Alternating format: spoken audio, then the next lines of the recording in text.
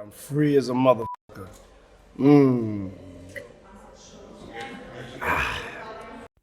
Well, it looks like Sean Diddy Combs has been hit with another lawsuit, this time by a woman who alleges that he drugged her, sexually assaulted her, and recorded the assault without her knowledge when she was a college student in 1991. The suit was filed in the New York Supreme Court today, one day before the expiration of the New York Adult Survivors Act, which allows adult sexual assault survivors 1 year to sue regardless of when the original statute of limitations expired. Now, the lawsuit centers on an alleged interaction between, it looks like her name is pronounced either Joey or Joy Dickerson Neal. It looks like it occurred on January 3rd, 1991, when she was a student at Syracuse University studying psychology. In her filing, she said that they went to dinner, or she went with him reluctantly to dinner, to a restaurant in Harlem in New York City, and accompanied him to attend to some errands. At the time, she was on winter break from school, according to the suit. The complaint alleges that Diddy intentionally drugged Dickerson Neal, leaving her unable to stand or walk.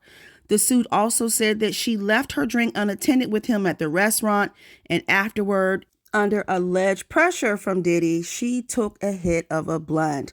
It says that they drove to a music studio, and then Dickerson Neal said she couldn't exit the car. Diddy had allegedly took her to a place where he was staying to sexually assault her, according to the filing. The suit goes on to state that she remembers feeling humiliated and hurt, yet she could not escape the assault. And because she had been allegedly drugged, she said she lacked the physical ability or mental capacity to fend him off. The complaint goes on to say that she was also the victim of revenge P. So he had actually recorded the assault, and Devontae from the R&B group Jodeci, he had revealed to this woman a few days later that he had actually viewed the tape along with some other people. And she stated that Devontae feared that Jodeci would lose their record deal if he spoke against Diddy.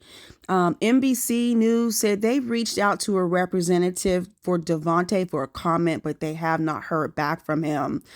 Now, the plaintiff says that her life was thrown into a tailspin after that meeting with Diddy. She says she was later admitted to a hospital for severe depression and pretty much left her with wanting to take her life. And so she eventually dropped out of college. She goes on to say in the suit that the event left her struggling with mental health, career progression, and humiliation as a result of the recording of the incident. She says that Diddy had allegedly pursued her for a romantic or sexual relationship on repeated occasions, but she rejected his advances because she heard about his alleged history of treating women badly. I guess she had friends and acquaintances that were in common with him, and she had appeared with him in a few clips in a music video.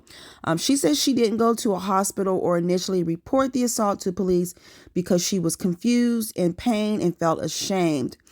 She also says tearfully she told her friend about the alleged assault the next day, according to the suit. Now, the report does state that she later filed police reports in New York and New Jersey. She spoke to several prosecutors with the hope of pressing charges. And she also reached out to friends and acquaintances to locate the video that Diddy allegedly recorded. She was told by her colleagues that they were terrified that Diddy would retaliate against them and they would lose their future business and music opportunities if they made a statement in support of her. So it was not immediately clear today what jurisdiction she filed the reports, when she filed them, or what happened after her conversations with authorities.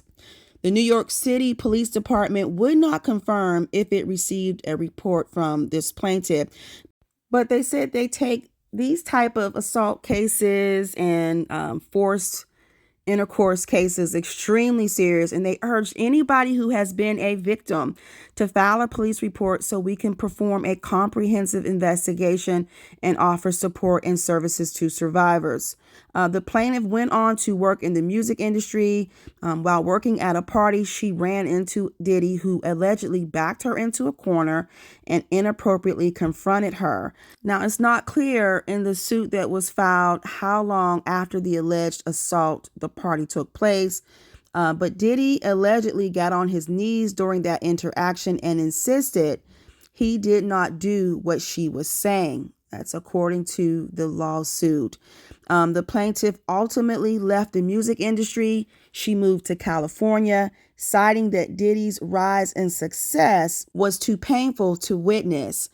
In the court filing, she also said that the singer Cassie's lawsuit against Diddy was basically kind of like what she needed to force her to face the assault again. The lawsuit filed Thursday names Diddy, Bad Boy Entertainment, Bad Boy Records, and Combs Enterprises as defendants. Combs Enterprises has been rebranded as Combs Global, according to a spokesperson for Diddy.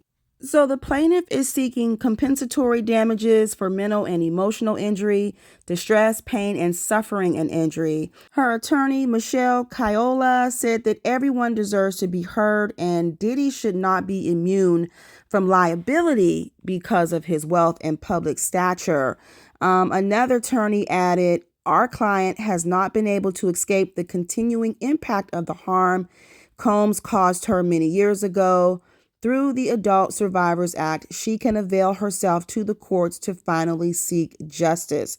The attorney said they would not have any additional comments. So I gotta say, outside of all of this, I do not see this being the end all. With them actually asking people to still come forward, it looks like they are going to build a case just the same way they did with Mr. Kelly. But sound off in the comments below. Let me know your thoughts about all of this. As always, you guys, I thank you for watching and listening, and I'll talk to you in the next video. Please give this one a thumbs up and be sure to hit the notification bell so you never miss an update from what's happening.